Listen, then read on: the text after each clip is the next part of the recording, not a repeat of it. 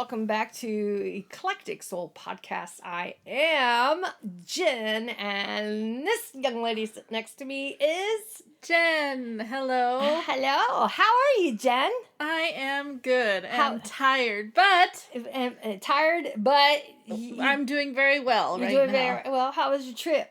It was fun. It was fun? Yep. Good. See, I didn't even get that far with you this weekend because, we celebrated my birthday. You spoiled me. Yes, you spoiled me. Got a lot of new decks and everything. So, we just wanted to touch base with, because we told you guys she was going on a cruise. So, she's back. She's safe. She had fun. And I just want to say to you listeners out there, we are kind of humbled. We didn't expect so many listeners to our vlog on YouTube. So thank you to everyone who's been listening to our book club series online, and those that have been watching our videos on our spirituality and divination as well. We really do appreciate you.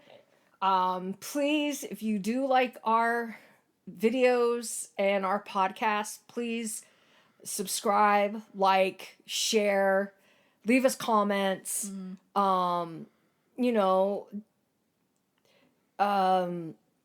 Give us ideas. We do know that someone did leave an idea.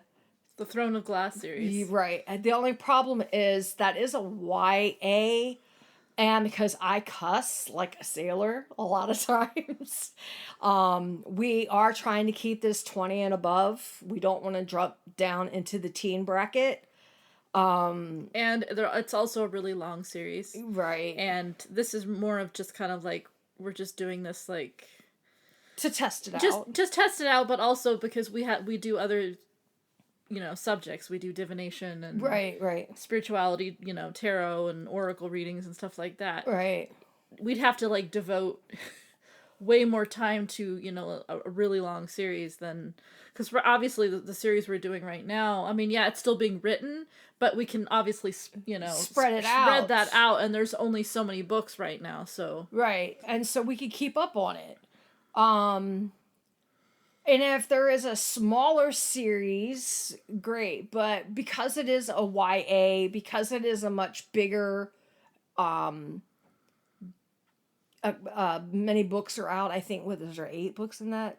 Yeah, 8 or 10. But it is a completed series as far as I know. Right. Yeah. It's like, I think the box set, which we saw at Barnes & Noble, and someone bought, there was 2 box sets there, someone bought one. Yeah.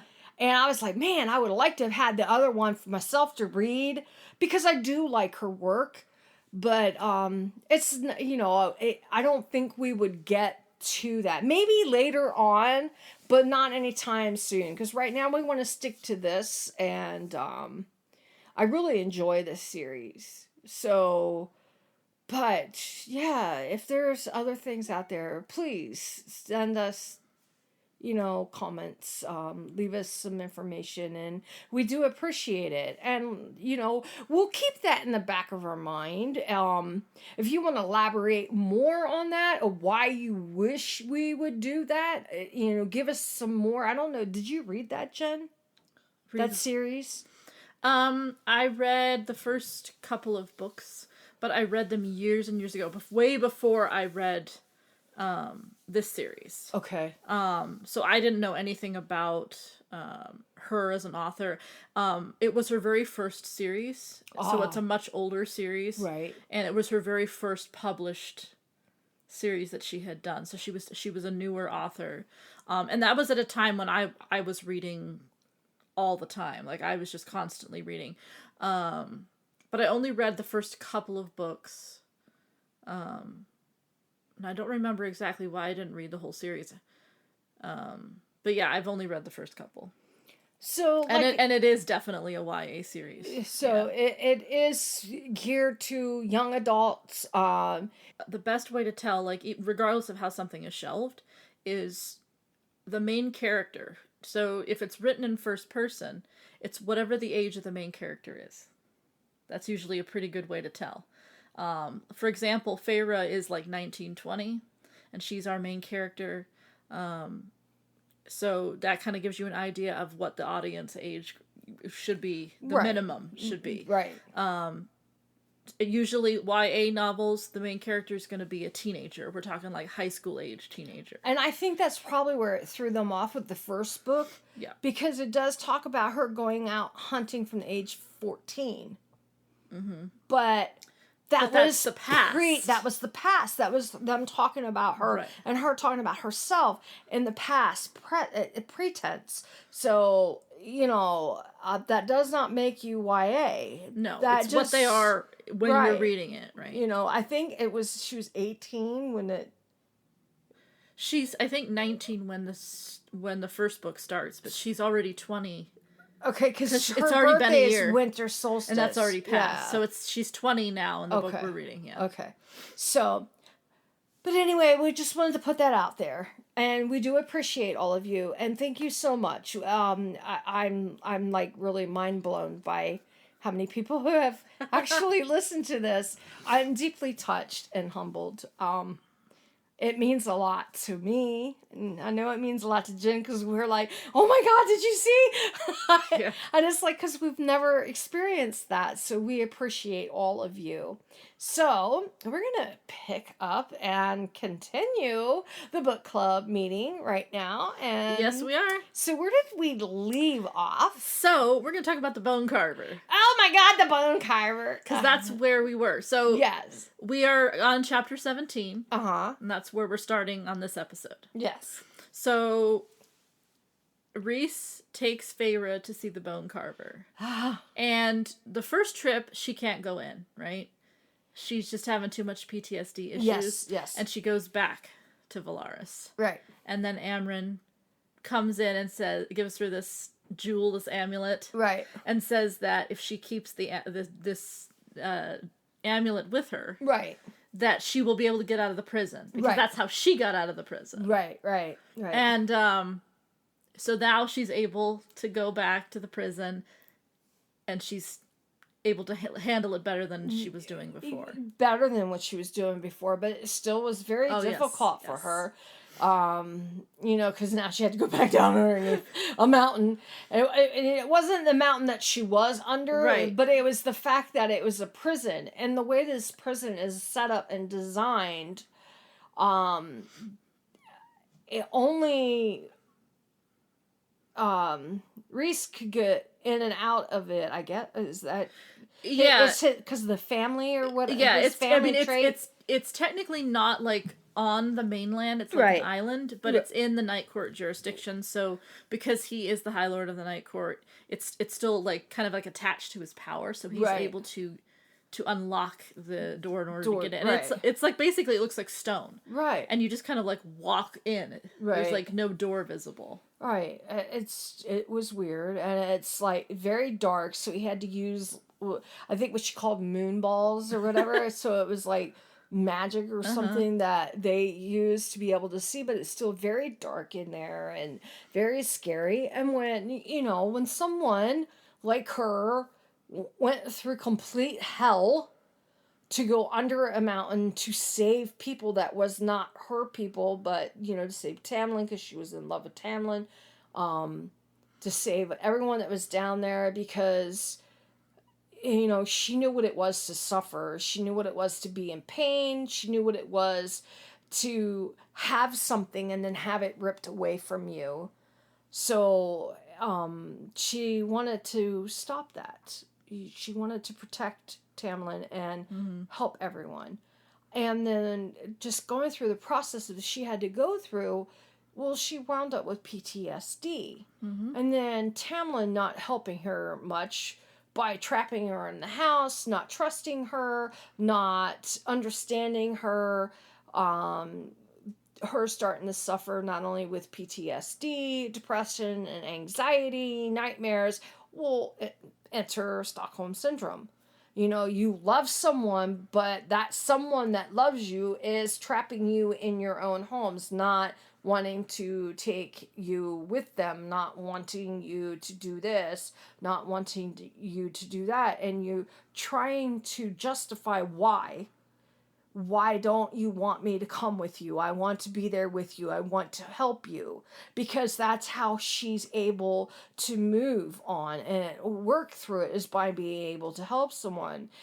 And when you're suffering and another person steps into your life that was there helping you while you were under the mountain and has taken you out of that, even though he didn't physically remove you from the orb of Stockholm, I would say, because Tamlin basically sealed the house up that she couldn't leave.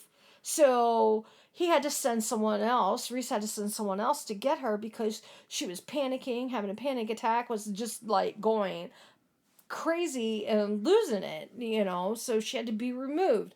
Well, knowing that you're being removed and a friend is helping you and you're starting to heal a little bit, but he's like, okay, you want to do this, you want to help, that's good, you want to help, but this is where we gotta go.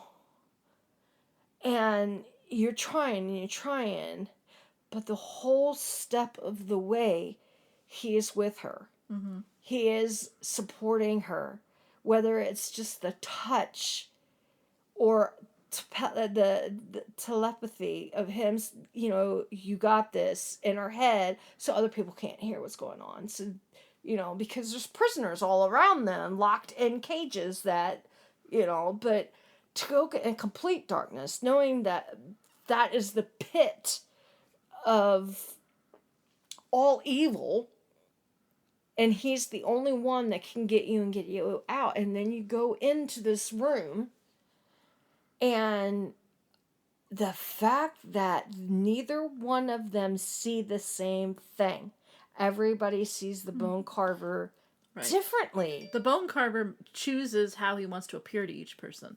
And there's a connection. Weird. There is a reason why he chooses to appear as certain things. There's meanings behind that.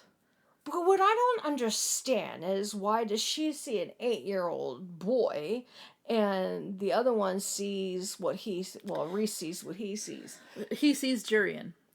Jurian was the guy who was in the eye and the finger bone in the first book. Oh, okay. He's the one who betrayed Amarantha's sister. She fell in love with him. Okay. And he used her in the war. Right. And then Amarantha killed him and kept his eye. Right. So he saw Jurian. And Jurian was human. And he fought, obviously, on the side of the humans. Right. Okay. Yeah. But why the 8-year-old boy? That will not be answered in this book. Not in this book. Okay. No. That just throws me off, because the only thing I could think of is that something happened to her, I think, when she was around 8. Was that when she lost her mother? Yes. When her mother... Yes. Because I do remember I was saying she lost her mother at a young age. Yes, but don't you guys worry, because that will be answered. Okay. So that there is an answer to that. Because obviously the series is still being written. Right. But that's not left up in the air. But that's not going to happen in this book. So you guys won't know about that yet. Yeah. All right. But yes, you are right. Her...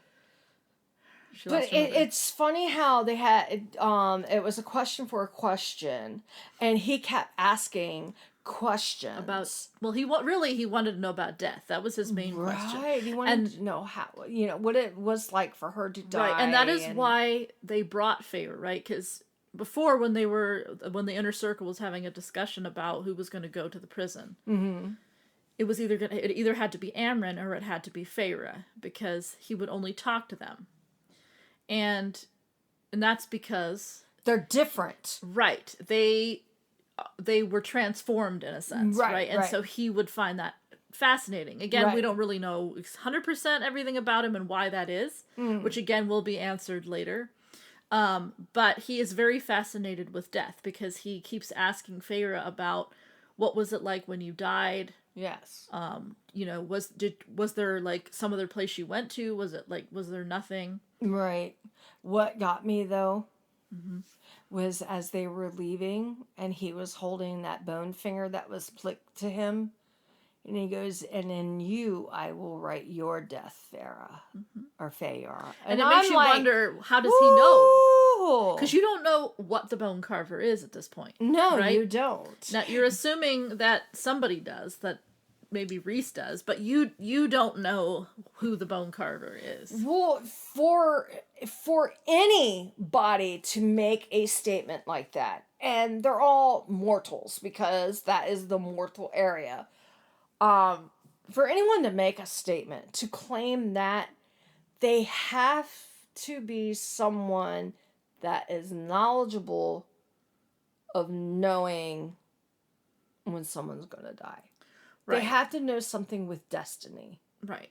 And if you remember, all of the creatures that are in the prison, these aren't like your just normal, typical... Some of these are ancients. I would say probably majority of them. And you have to remember that Amren also was a prisoner in this prison. Right. So this kind of gives you an idea of what is in the prison. So more than likely, he is not just a fae. I mean, he's probably from another world, more than likely, because a lot of the creatures, like Amren, we know is from another world. Right. It's not from the world that we are in. Right.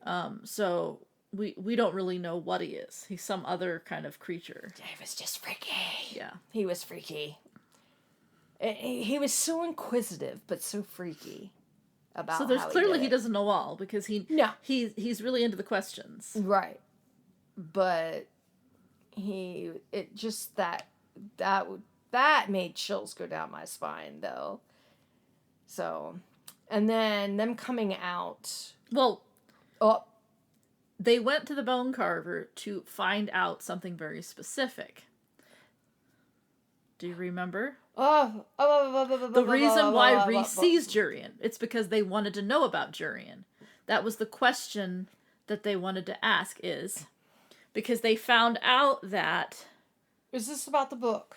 Right. Well, they didn't know about the book yet. Oh, right? okay. So, they went to ask about how is it possible for Jurian to be resurrected, because his that's eye, right, because his eye and finger bone are missing. Yes, and so that's how the book starts to come into play. So he talks about the cauldron, right? And he says that the cauldron wasn't whole. They were taken off. The 3 feet were taken off and put in certain temples. Yes, and that explains why certain temples were being ransacked. Yeah. And then, so now they know that the cauldron has been put together, and the only way to nullify the cauldron is to find the Book of Breathings. But the Book of Breathings has been separated into 2 halves. Mm-hmm. One is with the human queens. Right. And one is in the summer court. Yes. Yes. So...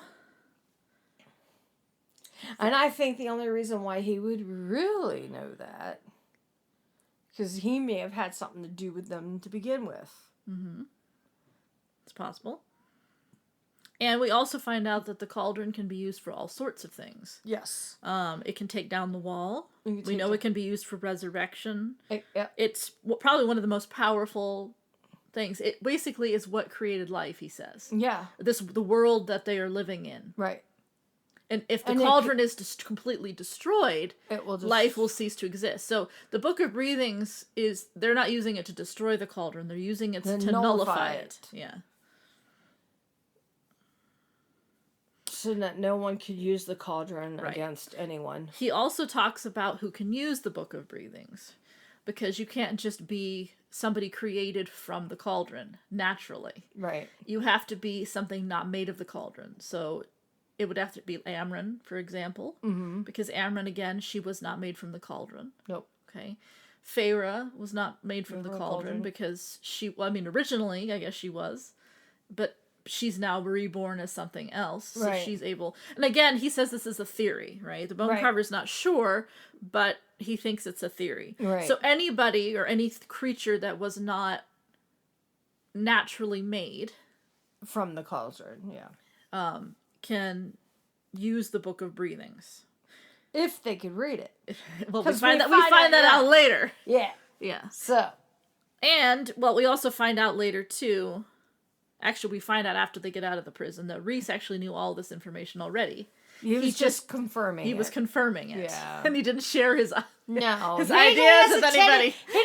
He has a tendency not to share much of anything with anyone until after it's already done. Well, I was just testing you. I was just confirming. Well, he has a reason why he does everything. Yeah, I know. Yeah. But, I mean, sometimes it's a bit annoying. Yeah, it could be, but we could always go back to Tamlin. Oh, that narcissistic son of a bitch? No, thank you. Oh, gosh. Don't go back. No! Say no. Big ol' X, no. Okay, so, moving on. Uh-huh. Now that they know what they need to do... Yes. They know that they need to find the Book of Breathings. Right. So they set up two different plans. The first plan is that they've got to find a way to talk to the queens. Right. And because the humans hate Fae, this is going to be kind of a difficult thing. Yeah. So they don't know anybody in the human lands except for Feyre's family, and so they end up going to her family while her dad's away, right, and talking to her sisters about possibly having a meeting at the house of the, was there supposed to be 6 queens? Yeah, 6 queens. And the oh God. See, you brought Tamlin up. Oh, why would you do that? Blah, blah, blah, blah. But Reese's inner circle, so basically what's going to be there, it would be Feyre, Rhys, to actually do the communication, because Feyre is or was human. Well, not that she was human, but she's his adversary. Oh, I'm trying I'm trying to think of the word that's used. Emissary. Oh, for the humans. Because she was human. Yeah. And then he takes dingle and dangle with him. Cassian and Azriel. Yes. And they kind of like stand off because they're basically the bodyguards, and they're the two most powerful outside of him. To be there, to witness what's going on. How did that go? How did the they went there to get a letter done and send it off to the queens, and then they finally got word, and then they went back. Well, okay, hold on. Well, let's, because they don't go back until later. Yeah, way. So later. we'll get to that. Okay, she goes to see her sisters, right? Her sisters are they're like polar opposites of each other. Oh, yeah. The one, the youngest, well, not the youngest, the middle one is just sweet as could be. Yeah, Elaine. Right. And actually, all 3 of them are all super different. They're like nothing alike. Right. But yeah, Elaine is very, like, quiet and very naive and innocent. And she's very... I don't know if they talk about... I think they do talk about it a little bit. She's into, like, gardening and... Yeah, she's very dutiful, And she's the one that blends in the best with the mortal world. Which is that typical, like, back in the day, like, the Victorian period or, like, the Jane Austen period. That very, like, traditional, old school kind of... Right. She fits very well into that kind of atmosphere. And then you have Nesta, who's the oldest... And she has a lot of anger. You can tell she's got a lot of anger. She is in need of the biggest, hardest cock imaginable. Yes, because that woman, she needs to get a piece, because oh my gosh, she's just horrible. And she is horrible. Yeah, she is horrible. And she is a character that you do learn a lot more about as the series progresses. A lot of what's going on with her is she has a lot of anger. She's dealt with a lot of her issues very differently than Feyre did. Yeah. Feyre is more of a proactive kind of a person, right? Yeah. Where Nesta is more of a person who just bottles up their emotions. If I would have had to say what type of people they would be, I would say Nesta would be an introvert. She keeps it all inside and doesn't share much unless she explodes. Right, you're right. And it's funny, I remember when we were listening to it, when Cassian calls Nesta out on all that stuff. The two of them just argue the whole time, basically. Yes! Because he's like the only one that just basically just will say stuff to her and doesn't really care what he says. I know. I noticed that. That was like, wow. But Cassian's a lot like that in general. It's just... Right. But, yeah. But, you know, it really... But in a way he had his points because it's like, you're the oldest and your baby sister had to save your ass. She had to go out hunting at 14 years old and gather food and do the cooking and the cleaning and everything else to take care of you, your sister, and your father because y'all didn't want to do anything. But mope, grind, cry, whatever, because you just are spoiled brats, and that's all you've ever been. He didn't say it verbatim, but that's what he was getting at, you know? And it's like, how could you let that happen? You know, why didn't you step up? At least anything, take care of the fucking house. But you didn't, you know? Mm-hmm. You didn't do anything. You didn't go get a job. You didn't try to do anything. But you wanted to use the money that she got from the wolf that she killed. So you wanted new shoes or a new cloak or something, and you just had new shoes. Yeah. You know, it's like, really? Okay. But, yeah. So, anyway. So, that was the first plan. Oh, right? Yeah. So, they visit her sisters. They finally agree to let them have the meeting there when the queens respond. Right. They do send letters. And they just have to wait for the queens to respond. Right. They go back to the Night Court, and they also send a message to the Summer Court to set up a meeting. Rhys obviously doesn't say anything about the book. No. But he basically makes it seem like he wants to talk about the upcoming war. And about Hybern and stuff. So that's kind of like how he tries to get in. Right. And again, they're waiting for a response from them as well. Right. Which is crazy, because you would think that he would just ask for the book instead of... Well, you also have to remember, too, that the High Fae are brutal. Yeah. They're all of them, they all hate each other. Yeah, but see, he was dealing with a young lord that... Mm-hmm. Who actually liked him. Oh, yeah. And they liked each other as friends. But they learn that once they're already kind of there. Right. Yeah. And he's not 100% sure. In fact, I'm not even 100% sure even now. No.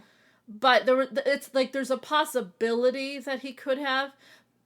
But once Feyre discovers, and obviously I'm jumping ahead a little bit because we haven't gotten to the part where they go to the Summer Court. Right. But once she mentions that temple she sees, all of his family and everybody freak the fuck out. Right. And that kind of makes me wonder, I don't know if he would have, because... Yeah, that's that. Yeah, you're probably right.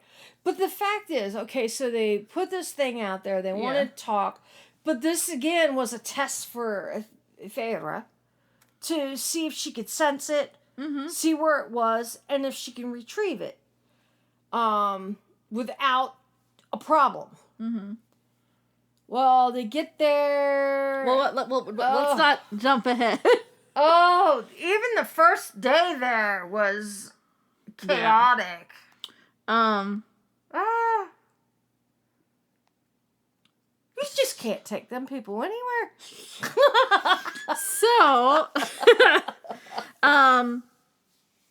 Cassian is training Feyre to fight physically. Physical fight. Right. To be like a warrior. Right. In a sense.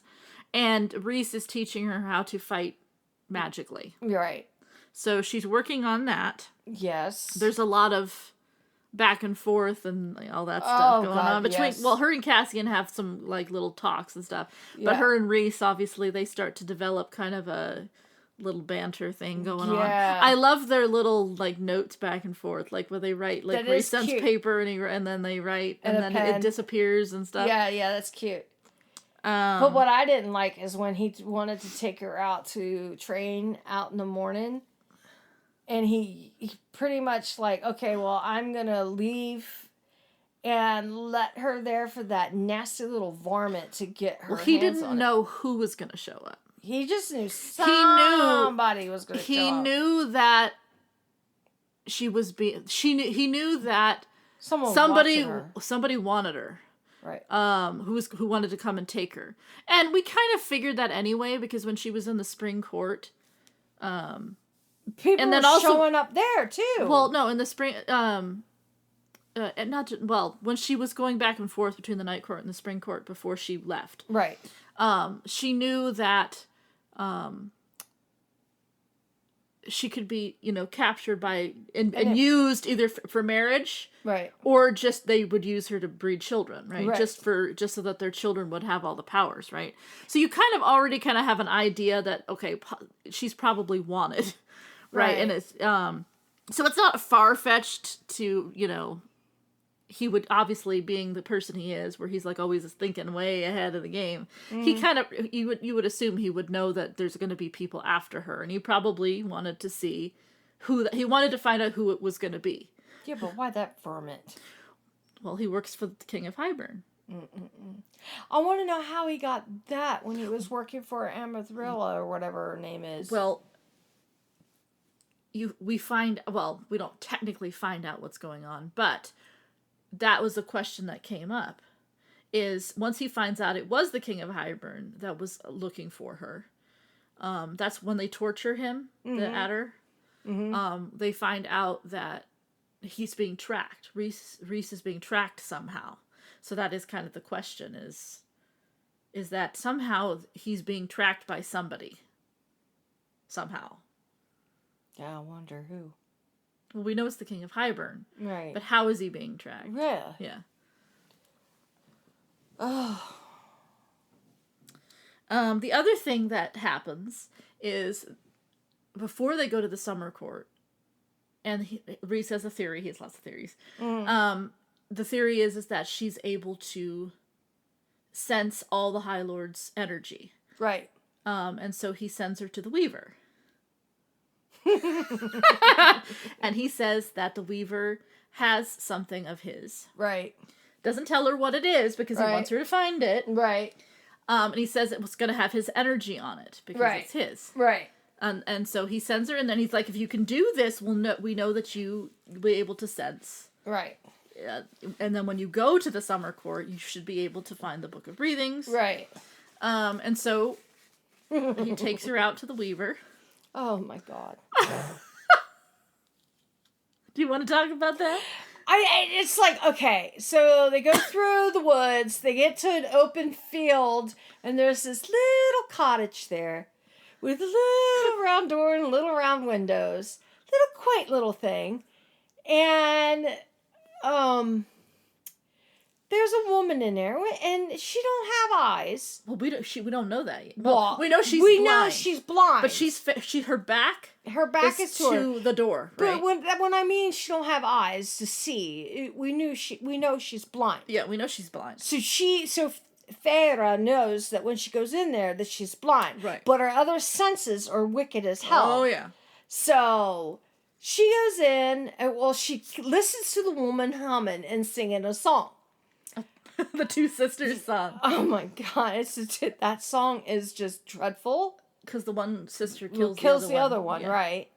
And then it's dreadful. And then the fact that she's listening, and she's getting closer, and she's listening, and she peeks her head through the door because the door's slightly opened, and she's waiting to see what's going on, and she's scanning the room, and then.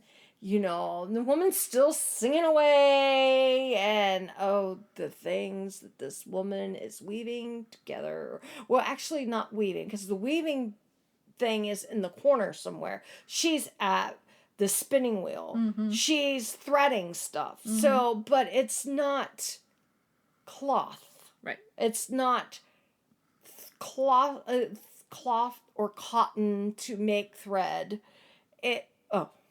I think it's hair, but I'm not 100% sure. We know that she's a crazy woman. She's killing people, right. And using their body parts.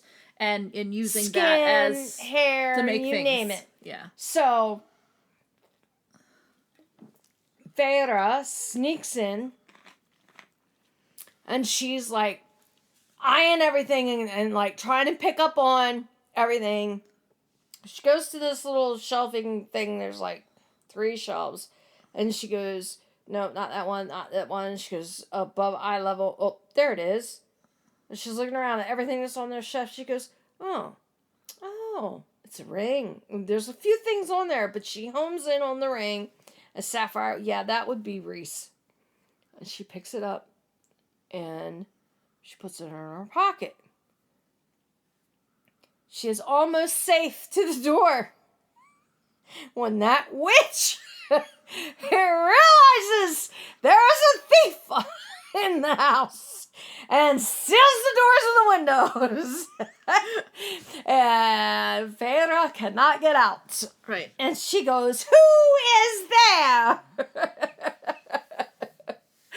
And Feyre looks around. She's trying to get out the window. She can't get out the window. There's no latch there. There's nothing. These things, there is no door handle on the door. Nothing. Mm-hmm. This woman opens the doors and windows with magic. Mm-hmm. She does not have doorknobs. She does not have latches on things. The only thing Feyre had to be able to get out of was the chimney. So she went up the fireplace. Which is where the woman cooks the people, apparently. Yeah, evidently. Because there's like hair and like oily and there's crap like in there. Oil and stuff and everything. And she's like, ooh, what is this on me? And a woman peeks up there and she goes, who's going up my chimney? And I'm like, oh my God. And you look down and all you saw, well, first it was when the woman turned around and looked at her and asked who she was. She said she had no eyes. Oh, and she had no scary. lips, but she had her mouth was open and jagged teeth. So this woman eats things like you would not believe, bone and all. So up the chimney she goes. The woman looks up there. Feyre's up there. She's starting to panic. She goes, oh my God, I'm not going to get out here because the chimney is narrowing and narrowing. She's stuck. She's stuck. She's panicking. The woman's grabbing up, reaching up at her, gets a hold of her. Feyre's kicking, and Feyre grabs a hold of this brick that's kind of like wedged between her and something, and she gets it loose and she throws it down on the woman and hits her with it. She forgot. Beating. So this is something that happens to her. She forgets she's high fae. So she has this moment where she's thinking like a human. Right. And she realizes that she's not a human and that she can actually break the chimney because she's strong enough. Right. So what happens is she just breaks the chimney enough and then she grabs the brick and throws it down. Yeah, she goes through a process of telling herself to calm down. Mm-hmm. You know, remember, breathe, stop. You can do this. Right. Mm-hmm. And she just breaks this chimney apart piece by piece and gets out. And then when she's on top of the roof, she's like, ew! She thought she was on a thatched roof. And it's not. It's hair and oil holding it there. And she's got it all over her. And she's running across the roof. And then she's on a tree. And she's running across tree branches, across trees, across the tree. And then Reese is down further away. What took you so long? I would have smacked him. But it's like, really? What took me so long? You didn't hear me screaming? Did you get what I sent you in for? Oh, you worried about that right now? Let's ask me that later. Let's go. You know, and he winnows her out. Yeah. Which it's like, okay, why can't she do that? That would be cool ass to have. She's only done it the one time, which was when the adder came and attacked her. She winnowed the one time. But Rhys talks about how difficult it is to winnow. Oh, okay. It takes a lot of energy and a lot of practice. So it's not something she's going to learn right away. Okay. All right. So, but yeah, I thought that was just cruel of her being stuck in that damn... I would have panicked. Man, no way. I wouldn't have... First off, I wouldn't even go in that house. Oh, that person eats people? No, thank you. And when she got out, she was also upset because it was a ring. And she even set the place on fire. Yeah. And it didn't help. And then she finds out that it was his mother's ring. Yes. Yeah. And it meant a lot to him. The shit that he does. I don't know who's worse, him or Tamlin. You know damn well who's worse. Tamlin is! Because Tamlin just has no brains. No. And he just does shit because he's entitled. He has a brain. Well, it's all about him. Well, yeah, but he doesn't think things through. No, he doesn't. No. Most narcissists don't think things through. They come across as they do, but they seriously do not. Because they're too busy thinking about how I'm going to get this or I'm going to get that. That they get to a point and they don't finish it. Right. Their little plan out in their head. And then when it does go down, they're like, oh, I didn't see that coming. Well, I wonder why. We also find out that when Feyre gives the amulet back to Amren, the one that she gave her to go into the prison, right? We learn that it was just jewelry. It was just a piece of jewelry. It was to psych her up to go, and she let her keep it, but it was also a trust test too. She was, she did give it back to her because she made it very clear, you need to give this back to me when you come back. And in reality, I mean, that's pretty much what's been happening in this section of what we've been reading with everybody, really. Yeah, everybody's I mean, even though Rhys sent her into the Weaver's house to get the ring, he was testing her to see if she could sense it. But in reality, we learn that he really sent her in there to see how she would do under pressure. Because all the things that they're going to be doing, she's going to be under a lot of stress. And obviously she's got a lot of PTSD issues. And, I mean, yeah, he's one of those people where it's like, yeah, he lets them go into situations like that. Yeah. But I'm pretty sure that he would have come in if he absolutely had to come in. Right. He just wasn't allowed to be anywhere near it because the Weaver can sense him if he gets too close. Yes. And that will just completely blow the cover. Yes. So he would only be able to come in at the absolute last minute. Right. So... yeah, but, testing people sometimes is not always the best thing, No, Reese. it's not. But I guess in that kind of situation, in these, life... you have to remember, too, is that he's always giving her a choice. Yes, he does, where Tamlin never gave her a choice. Right, and she wants to do all of these things. And if she wants to do all of these things... she has to prove that she can do all of these things. She is given the choice. She is also being treated... I want to say as a human, but she's being treated with kindness, understanding, and, trust, and being allowed to make mistakes, and being allowed to have freedom to move about and do whatever, If she wants to walk out of that townhouse and walk into the city, she can. She doesn't have to ask for permission to leave. Right. To go, or can you take me into town, or anything like that. She has the right to do anything. That says a lot to someone who just left a court because they couldn't handle it anymore, because they were like, no, you can't go with me, or no, you need to stay here, or no, I'm afraid to lose you. Well, there are several ways you can lose a person. And one way is by not trusting them, and another way is by not giving them freedom. Right. So. Right. So some other things that happened before the summer court visit. The group of them go into Velaris. They kind of, I don't want to say a date night, because they're all out together. They go to dinner. And we find out that Amren drinks blood. And lamb's blood. What's her favorite? Yes, that's the her lamb's favorite. blood. Yes. But it's like her first time really out, really getting to see Velaris, and it's at night. Right. And she notices that it's very different from being in the Spring Court, because that's all she knows at that time. Right. Where everybody, gawks and, treats you all, weird. Right. And they just walk around and everyone's just really friendly, and it's like they do this all the time, and it's like nobody really blinks an eye that they're there. Right. And he knows everybody. They go into the restaurant, and the owner of the restaurant knows them. Because isn't it a city where humans and or it's low fae and high fae are intermixed together. Right. So there's basically, it makes no difference who you are, you're still respected. Right.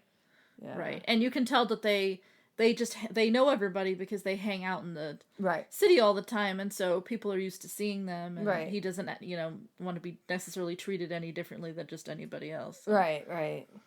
Which I think is cool. But it's pretty cool that, she sits down to have this meal with them. They all sit down, and the woman that owns the restaurant that did all the cooking wanted to know how the food was, and everybody liked it, but Feyre was like, wow, this is so good. She's never experienced food like that.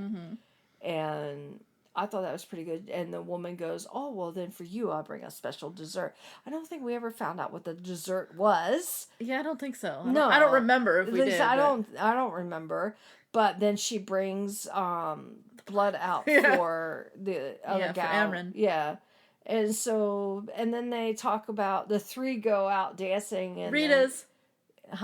Rita's. Yeah, like lives there, right? Yeah. She lives, it's like this place you could go dancing. Dancing that, yeah. And the three go to that, and then Reese and what's her name? Feyre. Go home. Yeah, they walk home. Yeah. Well, they walk to a point, and then he swoops her up and flies her home or whatever. Yeah, that's kind of cool. And then another thing that happens is Reese has a nightmare. Yes, like really? Normally it's her having the nightmare. So she was up at 2 a.m. or something because Moore and her were just talking all night. Yeah. And she's getting ready to go to bed, and then all of a sudden, the house starts shaking and all this craziness. And it's just the two of them in the house, because remember the rest of the inner circle, Amren has her own townhouse. Right. Or apartment, I should say. Yeah. And the others live at the House of Wind. Right. So it's just her and Rhys that are staying in the townhouse. Right. And so she rushes out. She finally finds his room. And she can't see anything because the shadows are all craziness and it's just darkness and all these... Between the stars and the darkness, yeah. She hits the bed because she can't see. Yeah. She climbs in the bed. To find him in the bed so massive. She slaps him in the face to wake him up. And he doesn't want to wake up. He doesn't wake up even after she slaps him. And then he flips her over. And he tries to attack her. Choke her. Yeah. And then she starts humming the lullaby to him. She tries to get into his mind. In his head. Well, she got in there. Yeah. So, and it helped. It helped him a lot. Yeah. So, but it's sad to know that I think she had just gotten asleep when it happened. She was getting in bed. She was getting ready to go to bed. And it was like that, what the hell? The bed started shaking and all this. She goes, I can't see! What is this? But there are a few things we learned from that scene. Yes. We find out that he has nightmares all the time, which we did not know. No, because she was the one having nightmares. And he never says anything about that. He never tells, he doesn't share with anyone that he has nightmares. And that's why he tries to sleep away from them and stuff. Yeah. We also find out that he has tattoos on his knees. The symbol of the Night Court, which is the mountains with the 3 stars. Because he would never kneel before anyone else. Except for the court. Court, yeah. Right, because that's the symbol of the court. Right? Yeah. So, and another interesting thing that happens is she starts to get ideas for painting again. Yes. Because she's in bed in the wings, and that's that really sad thing, and she thinks of the name of the painting. I don't remember what it was now, but yeah. But his eyes, the way his eyes were wide open, but yet he was asleep. His wings, I don't think his wings were out though. No, his wings were out. They were? Yeah, because I remember when she was looking back and she gets the idea of the painting. He's bent over and his wings are out. Oh. Because he was on his knees. Yeah. That I do know. Yeah. But he was very, very sad. Internally, he was just sad, and he was grateful And she said, I wouldn't tell anyone. Right. And he was grateful that he got comfort by someone that he's given comfort to. That does a lot to someone who already feels like they're not worthy of anyone, and then actually to have someone that you've wanted to help and they turn around and do the same for you. It's quite comforting. Yeah. And if you would like to contact us, you may do so at our email, eclecticsoulpodcast@gmail.com. Our Instagram account is Eclectic Soul Podcast. Our Facebook is eclecticsoul.org. Our YouTube is Eclectic Soul. Jen?